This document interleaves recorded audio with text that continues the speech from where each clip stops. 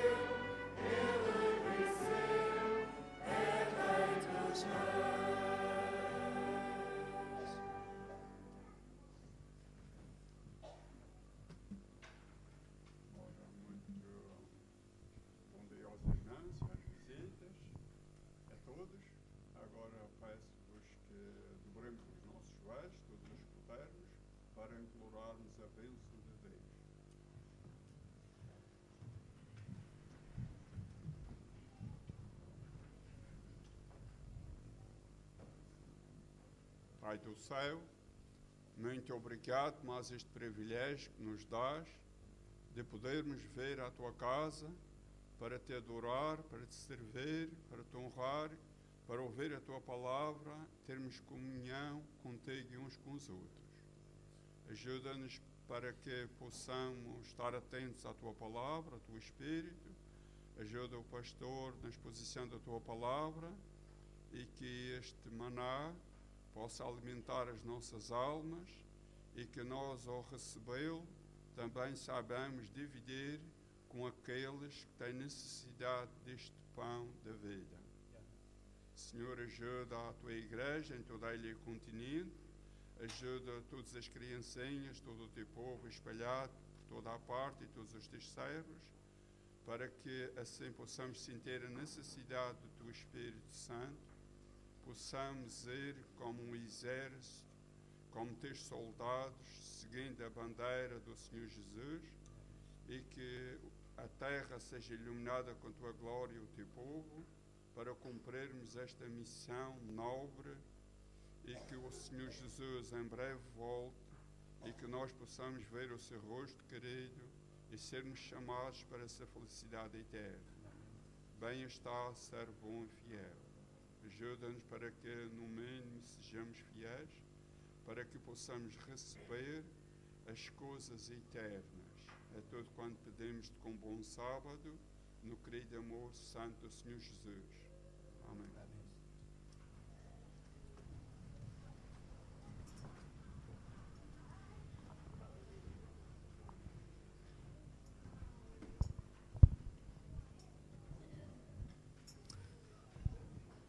Vamos agora, em espírito de adoração e louvor, continuar o culto com os dízimos e as ofertas. Vamos dar lugar, em primeiro lugar, às crianças, depois aos adultos.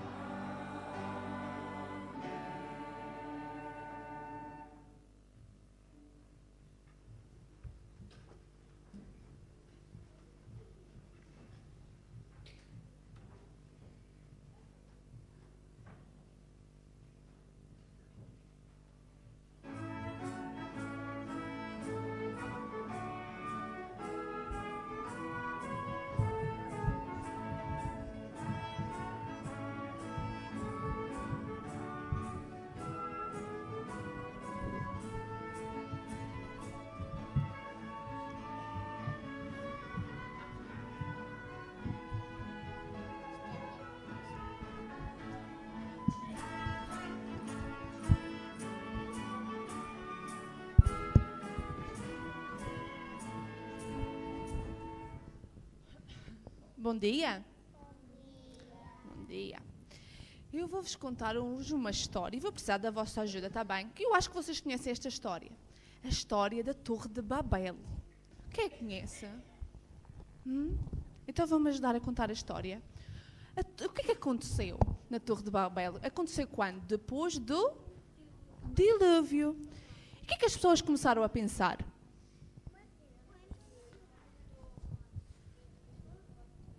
As pessoas começaram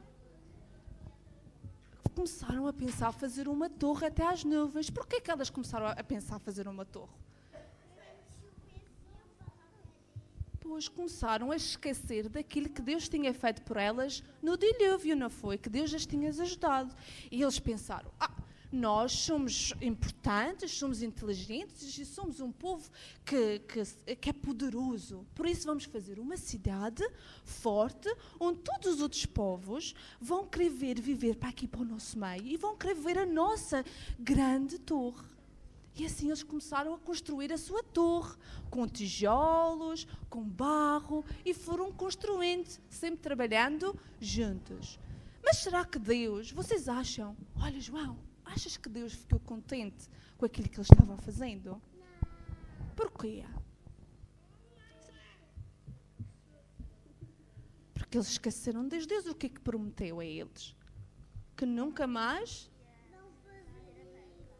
que não ia mandar mais o dilúvio. E também Deus disse, quando fez o mundo, para as pessoas não viverem todas só num lugar e espalharem-se por todo o mundo. E ali eles não estavam a fazer isso. Mas será que Deus deixou de gostar daquelas pessoas? Deixou de querer ajudá-las? Ele não gostou, foi da torre, mas as pessoas, ele continuava a amar. Então Deus teve um plano para ajudar aquelas pessoas. Então o que é que ele fez? Lembram-se o que é que ele fez? Muito bem, ele fez com que as pessoas que lá estavam a trabalhar na torre, algumas delas falassem uma língua diferente de outros. E ao fim e ao cabo, o que é que aconteceu? Houve uma grande confusão, eles não se entendiam.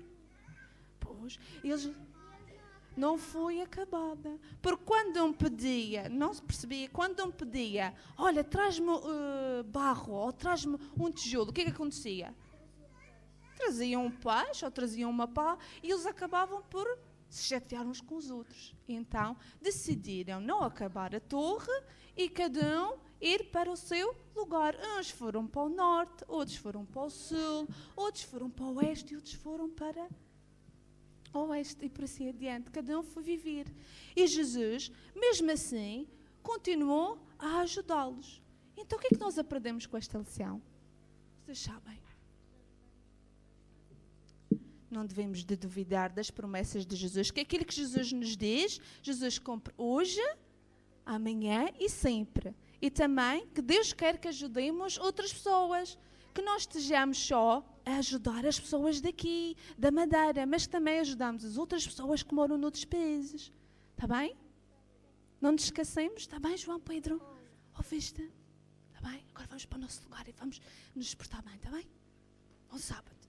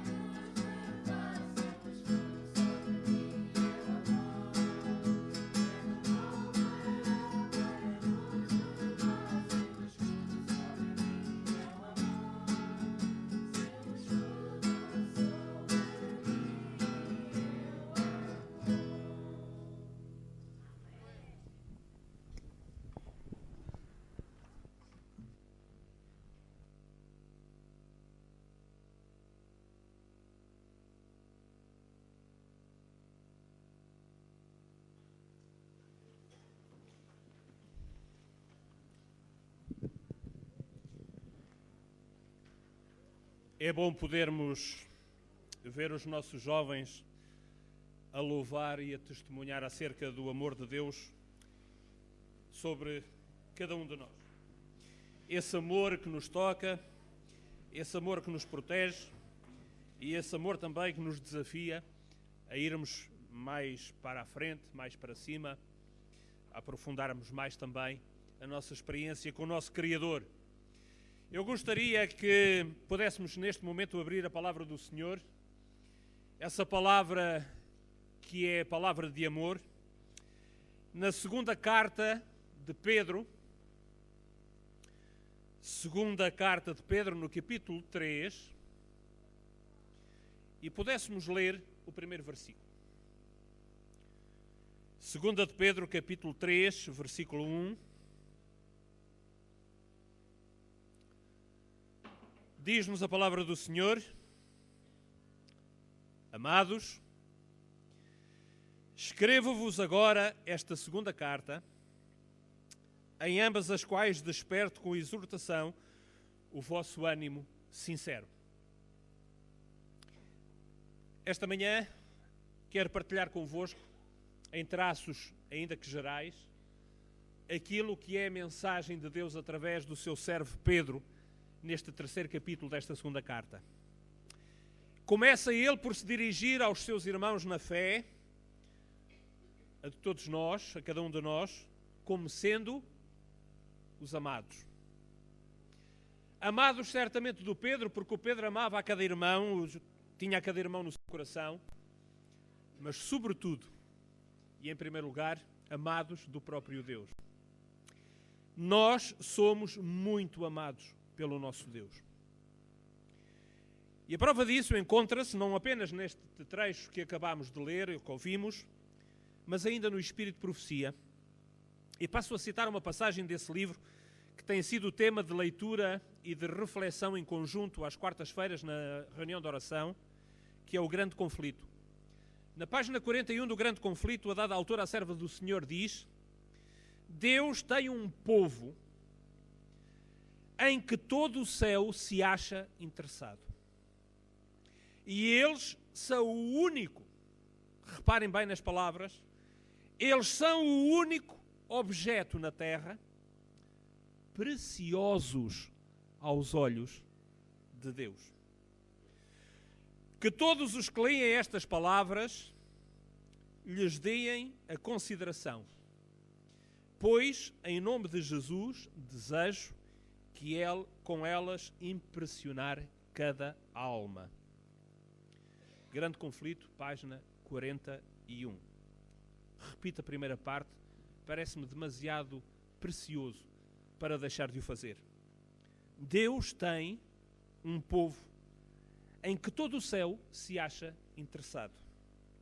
E eles são o único objeto na terra preciosos ao coração de Deus. Esta mensagem da serva do Senhor enquadra-se perfeitamente, como aliás não era de esperar outra coisa, na revelação bíblica. Nós somos os amados do Senhor. Apesar das nossas limitações, das nossas fraquezas, nós continuamos a ser os amados do Senhor. E o que é certo é que, como é dito no Espírito de Profecia, é sobre nós que todo o céu está concentrado, empenhado, interessado e disposto a colaborar com cada um de nós. À luz destas palavras, nenhum de nós tem o direito de achar que não é suficientemente importante para alguém, porque todos nós o somos de um modo muito especial para Deus, o nosso Criador e o nosso Salvador. E agora reparem no que diz o versículo 2. Para que vos lembreis das palavras que primeiramente foram ditas pelos santos profetas e do mandamento do Senhor e Salvador mediante os seus apóstolos. Prezados irmãos, desta forma Pedro articula, relaciona o grande amor de Deus e o grande cuidado, a grande atenção que Deus tem sobre cada um de nós com o ministério dos profetas e dos apóstolos. Porque a verdade é que tanto o ministério dos profetas como o ministério dos apóstolos é um ministério que só tem a sua razão de ser porque Deus é um Deus de amor. Porque Deus nos ama tanto que, para além de querer transmitir-nos esta sua afeição especial por cada um de nós, Deus quer fazer ainda mais. Deus quer também que nós saibamos que esse amor tem repercussões, que esse amor tem consequências. E uma delas é o ministério dos apóstolos e o ministério dos profetas. Não podemos deixar de recordar as palavras que Deus transmitiu ao seu servo Amós, e gostava que rapidamente pudéssemos, sem perder o texto de Pedro, irmos até lá, até ao profeta Amós. O profeta Amós está um pouco a seguir a Daniel e a Oseias. O profeta Amós, no capítulo 3 e no versículo 7, aonde se encontra um texto que muitos de nós com certeza conhecem, alguns de cor, outros se recordar-se-ão de já ter lido ou ouvido falar acerca dele. Profeta Amós, capítulo 3, versículo 7, onde nos é feita uma afirmação solene, verdadeira e imutável, válida para todo o sempre. Começa o profeta, o servo do Senhor, por dizer certamente, de certeza absoluta, sem margem para dúvidas, certamente, o Senhor Jeová não fará coisa alguma sem antes o ter revelado o seu segredo aos seus servos, os profetas. Aquilo que Deus diz aqui através do profeta Amós é que tudo aquilo que o Senhor tenciona fazer, antes de o fazer, Ele anunciará aos seus servos, os profetas. E qual é a finalidade disto? Qual é o objetivo? É que os profetas depois transmitam a mensagem aos destinatários. Não é apenas para o profeta ficar a saber qualquer coisa que o comum dos mortais depois não sabe. Não. O profeta é apenas um mensageiro, um transmissor, que deve transmitir o que recebe da parte de Deus àqueles a quem a mensagem se destina. E tirando algumas exceções pontuais ao longo dos tempos, a mensagem de Deus através dos profetas é uma mensagem que se dirige a todo o seu povo, a todo o povo do Senhor, aos filhos de Deus. E foi assim que, ao longo dos tempos, os seus mensageiros tiveram a incumbência de avisar o mundo acerca daquilo que haveria de acontecer. Porque aquilo que vai acontecer ao mundo, meus prezados irmãos, afeta a todos aqueles que cá habitam, como é óbvio. E foi assim, por exemplo, que Deus transmitiu a sua mensagem a um homem chamado Noé. Esse homem viveu há muitos, muitos anos atrás. Era outro, Noé. Viveu há muitos anos atrás. Numa altura em que o mundo era completamente diferente daquilo que é hoje em dia. E Deus deu àquele homem uma mensagem que era uma mensagem completamente fora do normal. Escapava à imaginação de qualquer um daquele tempo. Disse Deus àquele homem, olha, tu vais construir um barco muito grande, deu as dimensões do barco, e disse-lhe, tu vais construir este barco porque vai cair água do céu. E vai ser em quantidade tão grande que toda a terra vai ficar completamente inundada. Se nós tivermos em consideração que naquele tempo nunca tinha caído água do céu, compreendemos com facilidade que era uma mensagem completamente fora do normal. Difícil de acreditar. Como é que vai acontecer uma coisa que nunca aconteceu, que nunca ninguém viu, que nem sequer se consegue perceber como é que pode acontecer tal coisa? Bom, o que é certo é que aquela era a mensagem de Deus que tinha que ser transmitida e, sobretudo, havia uma ordem precisa que tinha que ser obedecida. Ele tinha que construir o tal barco. Um barco onde coubesse ele, onde coubessem os seus familiares mais próximos e onde coubessem também os animais selecionados por Deus para ali ficarem preservados da destruição do mundo como ele era naquele tempo. Agora, o que é interessante é a reação que aqueles que vão ouvir a mensagem vão ter perante aquela mensagem que aquele homem está a pregar e perante o facto incontestável do barco que ele estava a tentar construir, aquele barco enorme que não se sabia muito bem para que é que servia, porque nem sequer havia porções de água suficientes para pôr um barco daquele tamanho. Bom, o que nos é dito no Espírito de Profecia, particularmente no livro Patriarcas e Profetas, na página 93, é o seguinte. Chamo a vossa atenção para estas palavras. O mundo antediluviano raciocinava que durante séculos as leis da natureza tinham estado fixas. As estações periódicas tinham vindo na sua ordem. Os rios jamais haviam passado os seus limites, mas com segurança tinham levado as águas até ao mar. Bom, qual é, portanto, o raciocínio dos homens daquele tempo? E é-nos dito que eram homens da ciência. Não eram aqueles que faziam a sua vida normal, como o comum dos mortais, mas aqueles que se dedicavam ao estudo e à reflexão acerca das coisas da natureza. Os chamados sábios, ou se quisermos, cientistas daquele tempo. Eles raciocinavam dizendo que as leis da natureza eram fixas. E absolutamente nada fazia prever ou poderia explicar como é que era possível que de um momento para o outro começasse a cair água do céu ao ponto de inundar todo o mundo. Nunca tal coisa se tinha visto. E diziam ele que as leis eram tão fixas que nunca podiam mudar. Portanto, aquela mensagem era uma mensagem absurda, uma mensagem impossível. E não acreditaram.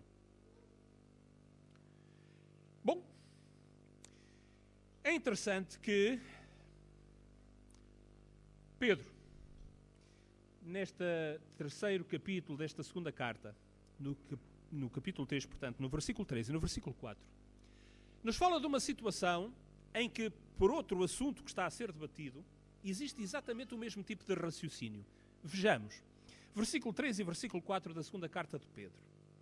Diz assim: sabendo primeiro isto, nos últimos dias virão escarnecedores, andando segundo as suas próprias concupiscências. Versículo 4. E dizendo: onde está a promessa da sua vinda? Porque desde que os pais dormiram, todas as coisas permanecem como desde o princípio da criação. Meus prezados irmãos, estas palavras seguem exatamente o mesmo raciocínio dos antediluvianos. O raciocínio daquilo que poderíamos chamar a constância. Os antediluvianos diziam: nada vai mudar porque tudo tem permanecido sempre exatamente na mesma.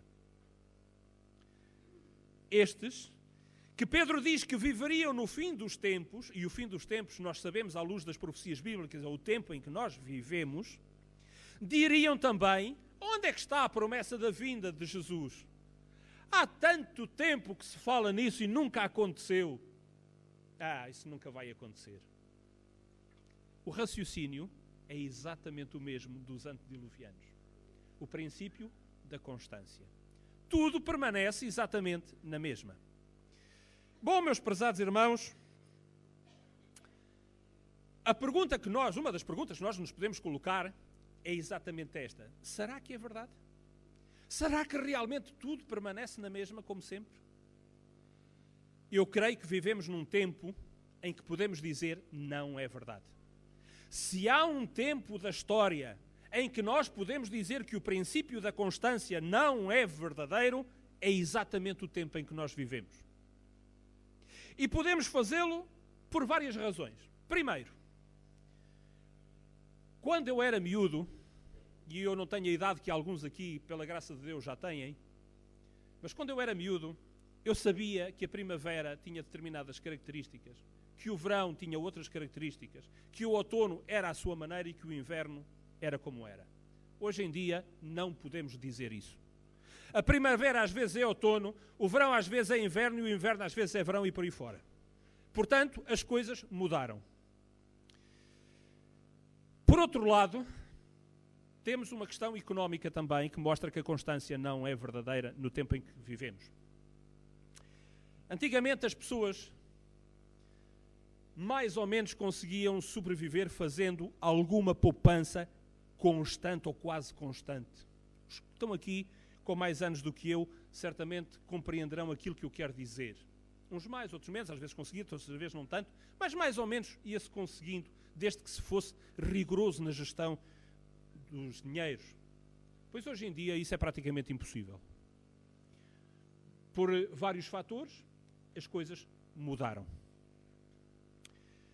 Outro princípio que nos mostra, outra realidade que nos mostra que a constância já não existe no nosso tempo, é a instabilidade a que nós assistimos no quadro geopolítico a nível mundial. Com certeza têm ouvido as notícias. De repente, há uma revolta num pequeno país da costa norte litoral da África, Tunísia.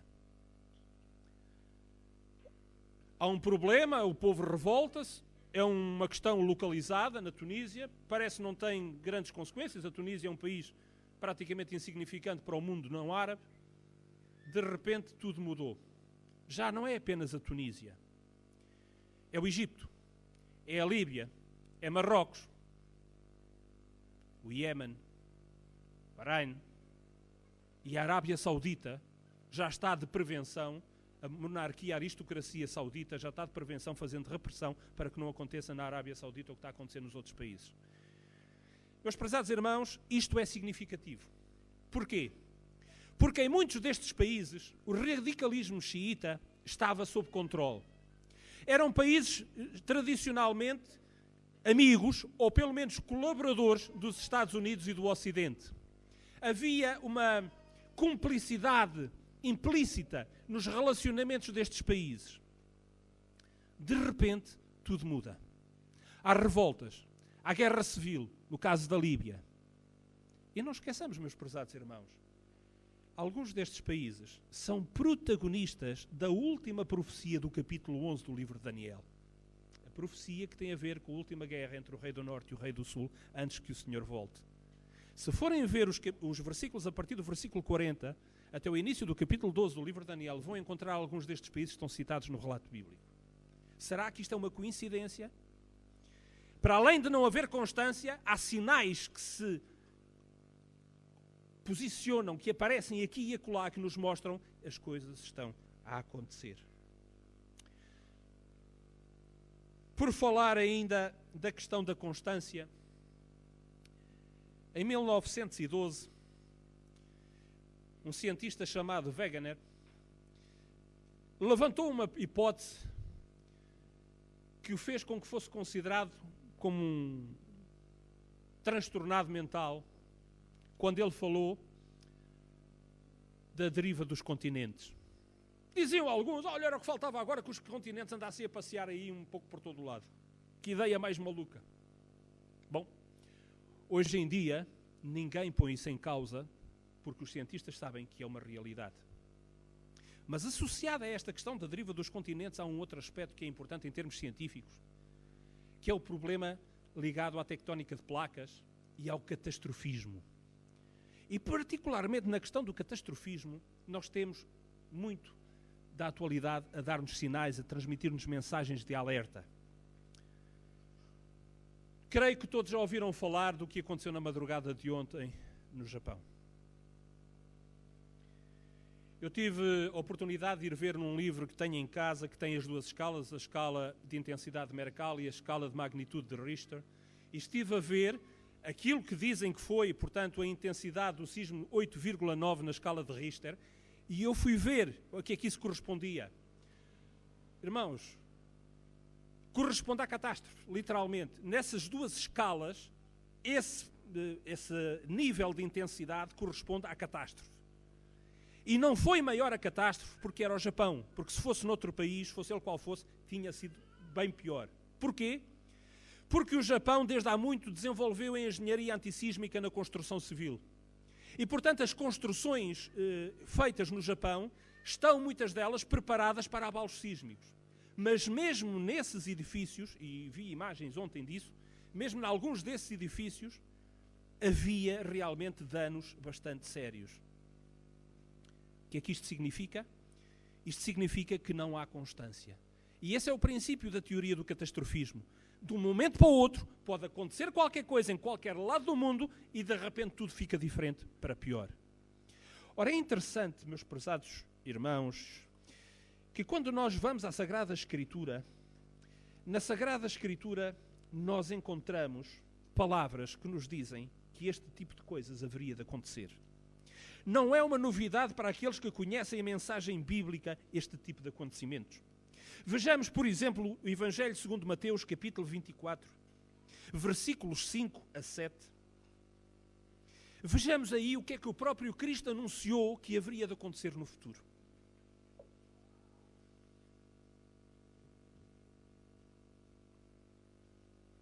Ele primeiro dá um sinal. O que aconteceu de significativo ontem não foi apenas o cisma em si, se bem que já seja suficientemente sério e dramático, mas as réplicas, meus prezados irmãos. As réplicas, que geralmente são de intensidade bem menor do que o sismo propriamente dito, foram acima de 7 na escala de Richter. Ou seja, as réplicas já tinham magnitude suficiente para serem elas próprias sismos independentes de qualquer outro. E parece que depois disso ainda houve outro que se pensa mesmo que terá sido um sismo independente disso. Depois vem aquele maremoto. Nós conhecemos, ouvimos muita palavra japonesa, tsunami, maremoto que vem e que leva tudo à frente. Barcos, casas, carros, pessoas, enfim. Arrasou campos agrícolas. Um campo agrícola inundado com água do mar significa que vai ficar estragado por muito tempo, porque o sal estraga as terras de cultivo. Significa que se prevê fome, miséria, problemas, crise alimentar. Mesmo um país rico como o Japão vai ter sérias dificuldades em recuperar completamente do estrago provocado por este acidente natural. Mas tudo isto, meus prezados irmãos, está previsto na Sagrada Escritura. Jesus dizia, diz o relato de Lucas, que os homens desmaiariam de terror perante a expectação das coisas que sobreviriam ao mundo. Lucas capítulo 21. Será que nós não conseguimos entender o que está a passar? Será possível que os filhos de Deus não vejam aqui uma mensagem clara de Deus através da sua natureza, da natureza que ele criou, dizendo: é o tempo de nós começarmos a tomar atenção a certas coisas fundamentais? Meus prezados irmãos, vejam ainda o que diz o versículo 10 até ao versículo 12. Nesse tempo,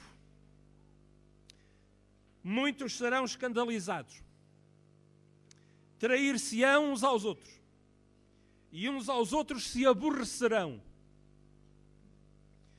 Surgirão falsos profetas e enganarão a muitos. E por se multiplicar a iniquidade, o amor de muitos se esfriará. Mais um sinal que vivemos. E este sinal é particularmente importante porque não é um sinal de fora para dentro. Este é um sinal de dentro para dentro. Esta é uma mensagem para aqueles que conhecem a palavra do Senhor, dizendo: por causa de alguns não se consagrarem devidamente ao Senhor, o que é facto é que o amor vai esfriar e que andarão a aborrecer-se uns aos outros. Bom, isto também é um sinal da proximidade da vinda de Cristo. Mas agora há uma questão de fundo que convém nós considerarmos. Estes sinais servem para quê? Para nós percebermos o que está a passar? Para nós sabermos que isto é um sinal dos tempos? Isso é importante, sem dúvida alguma que sim, e é da vontade do Senhor que nós o saibamos. Mas o objetivo não é sabermos. O objetivo não é compreendermos o que está a passar. O objetivo é que isso provoque em nós uma mudança para melhor. O objetivo é que, ao vermos estas coisas acontecerem, nós sintamos a necessidade de nos reformarmos individualmente, de nos aproximarmos mais de Deus, de estarmos mais perto da vontade do nosso Criador, mais semelhantes ao nosso Salvador. E reparem que, voltando à segunda carta de Pedro, capítulo 3,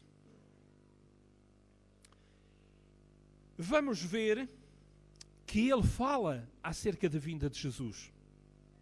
No seguimento daquilo que ele está aqui a apresentar aos irmãos, aos amados do Senhor, ele vai falar da vinda de Jesus. Vejamos a partir do versículo 10. Mas o dia do Senhor virá como ladrão, de noite, no qual os céus passarão com grande estrondo e os elementos ardendo se desfarão, e a terra e as obras que nela há se queimarão.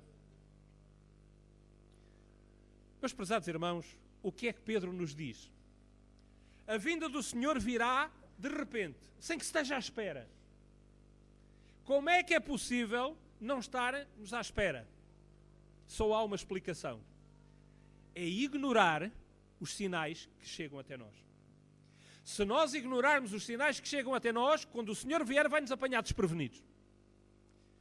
Mas se nós estivermos atentos aos sinais, os soubermos ler à luz da mensagem de Deus e nos soubermos preparar para as necessidades dos tempos em que vivemos, certamente que nós não seremos apanhados de surpresa. Agora reparem o que Pedro continua dizendo. Versículo 11.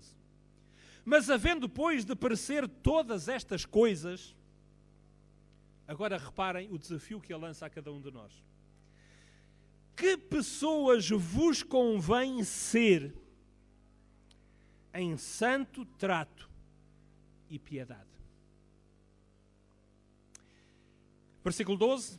Aguardando e apressando-vos para a vinda do dia de Deus, em que os céus em fogo se desfarão e os elementos ardendo se fundirão. Os céus desfazendo-se, os elementos ardendo, quem se salvará? A resposta nós sabemos-la. Os filhos de Deus se salvarão. Isso está devidamente anunciado na palavra do Senhor. Nenhum dos filhos de Deus ficará para trás. Nenhum se perderá. Os mortos ressuscitarão. Os vivos subirão aos céus. Porquê? Porque estão preparados para o momento, para as necessidades daquele momento tão especial. Mas, diz o apóstolo, é necessário que haja algo da nossa parte para estarmos nessa situação. Diz ele que nós devemos fazer o quê? Versículo 11. Nós devemos ter um santo trato e piedade. O santo trato tem a ver com os relacionamentos sociais uns com os outros. Deus não nos exige que de repente fiquemos caídos de amores uns pelos outros. Deus não nos pede isso. O que Deus nos pede é que deixemos influenciar-nos pela ação do Espírito Santo no nosso coração para que cada vez mais nos possamos amar uns aos outros. Isso é o que Deus nos pede. E amar-nos uns aos outros implica que eu esteja disponível para aceitar o outro na sua diferença. O outro não tem que ser igual a mim. Deus não quer que o outro seja igual a mim ou eu igual a ele. Deus quer que cada um seja a sua própria pessoa. Mas o que Deus quer é que cada um, sendo como é, na sua individualidade própria, possa abrir o coração à influência do Espírito Santo, para que o Espírito Santo nos possa ajudar a aceitar-nos e a amar-nos uns aos outros. E isto só é possível se eu fizer um esforço para, pelo menos, não fazer o contrário daquilo que Deus quer que eu faça. Se Deus quer que eu ame o outro, eu não posso andar a dizer mal do outro. Se Deus quer que eu ame o outro, perdoem-me a expressão, eu não posso andar a lixar o outro, porque isso está contrário ao plano de Deus. Se Deus quer que eu ame o outro, eu tenho que estar disponível para o outro. Se Deus quer que eu o ame, eu tenho que fazer um esforço para tentar compreendê-lo na sua diferença em relação a mim.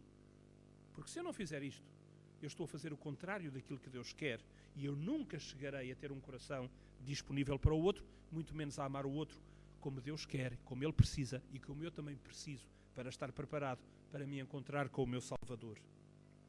É por isso que no versículo 14 o apóstolo Pedro diz: pelo que, amados, aguardando estas coisas, reparem nas palavras do apóstolo, procurai que dele sejais achados imaculados. O que é imaculado? Imaculado significa não ter mácula, significa não ter mancha, significa não ter culpa. E depois continua, irrepreensíveis em paz. O mundo precisa de paz. E os portadores da paz são os filhos de Deus. Se nós não conseguirmos viver a paz, se nós não conseguirmos levar a paz aos outros, como é que vamos ajudar o mundo a encontrar a paz de Deus? Essa responsabilidade é nossa, meus prezados irmãos. E depois continua dizendo, tendo por salvação a longanimidade do nosso Senhor, como também o nosso amado irmão Paulo vos escreveu, segundo a sabedoria que lhe foi dada. E depois mais à frente diz, versículo 17, portanto, vós amados, sabendo isto de antemão, sabendo isto antes de acontecer, está-se a referir a quê? Que o Senhor volte e que este mundo acabe. Sabendo nós que isto vai acontecer, antes de acontecer, diz ele, guardai-vos de que pelo engano dos homens abomináveis sejais juntamente arrebatados e descuidais, e vos descuideis e descaieis da vossa firmeza. E depois, qual é a alternativa? Para não cairmos da nossa firmeza, para não cairmos da nossa fé, a alternativa é o último versículo que a dá. Antes, crescei na graça. Crescer. Crescei na graça, no conhecimento do nosso Senhor e Salvador. Meus prezados irmãos, conhecimento não é saber. Conhecimento é experimentar, é viver. Esse é o conhecimento na Bíblia. Saber não é conhecimento. Na Bíblia, conhecimento é praticar. E diz aqui que nós precisamos de conhecer a quem? O Salvador. Significa isto, portanto, que nós precisamos de experimentar o Salvador, de viver de acordo com aquilo que vamos aprendendo dele. E depois termina dando glória ao Senhor, dizendo, a Ele seja dada a glória, assim agora como no dia da eternidade. Amém. Meus prezados irmãos, os sinais estão aí. O mundo está em convulsão. O que é, de repente, deixa de ser. Tão depressa estamos bem, como há uma catástrofe e tudo passa a estar mal. Tão depressa parece que estamos seguros, como de repente desaparece a segurança. Tão depressa temos saúde, como de repente vem a doença. O único que nos pode dar segurança e verdadeiramente garantias de futuro é Deus. E Ele dá-nos, através da palavra, exortando-nos a que nos deixemos trabalhar pelo Espírito para continuarmos a crescer na graça do Senhor e verdadeiramente estarmos preparados para levar esta mensagem ao mundo. As pessoas interrogam-se. Provavelmente já há colegas vossos, amigos, familiares, vizinhos, falaram convosco e vos disseram, mas o que é que se está a passar? O que é que isto significa? Que horror! Porque é que Deus deixa que isto aconteça? Bom, é a oportunidade de nós partilharmos a fé com eles. Dizendo, você sabia que isto está profetizado? Você sabia que esses países onde há estas convulsões estão indicados na Sagrada Escritura, nas profecias acerca do tempo do fim? Você sabia que estes sismos, estas calamidades, estão previstas como um sinal de que Jesus está quase a voltar? E as pessoas depois vão reagir dizendo, sabia, não sabia, olha, até já pensei nisso, este realmente parece o fim do mundo. Sei lá, as pessoas dirão qualquer coisa. E nós depois dizemos, pois Cristo vai voltar. É tempo de se preparar. Quer se preparar para se encontrar com Jesus? E é a oportunidade de dar a chance à pessoa de dizer, eu gostava de saber mais. Então, olha, venha estudar a Bíblia comigo. Estamos a fazer bem aos outros e estamos a fazer bem a nós próprios. Quando estivermos concentrados no trabalho do Senhor, não teremos tempo, nem vagar, nem disponibilidade para fazer outras coisas que não são tão proveitosas, espiritualmente falando. Meus prezados irmãos, que o Senhor nos ajude a refletir acerca deste capítulo. Exorto-vos, desafio-vos a que durante esta semana possam ler e possam orar sobre estas palavras de Pedro neste terceiro capítulo desta segunda carta. Que o Senhor vos ilumine, que o Senhor vos ajude, para que cada um de vós possa estar cada vez mais perto de Deus. Porque essa é a nossa necessidade, essa é a necessidade daqueles que nos rodeiam também. E todos juntos, meus prezados irmãos, com a ajuda do Senhor, seremos vencedores. Ou como diz a Escritura, mais do que vencedores. Naquele que nos amou e que por nós morreu e nos abriu as portas da eternidade. Que esta possa ser a experiência de cada um de nós, é o meu desejo sincero, para os que estão aqui e para aqueles que nos estão a acompanhar através da transmissão pelos meios técnicos. Que o Senhor nos possa abençoar e guardar a todos. Amém.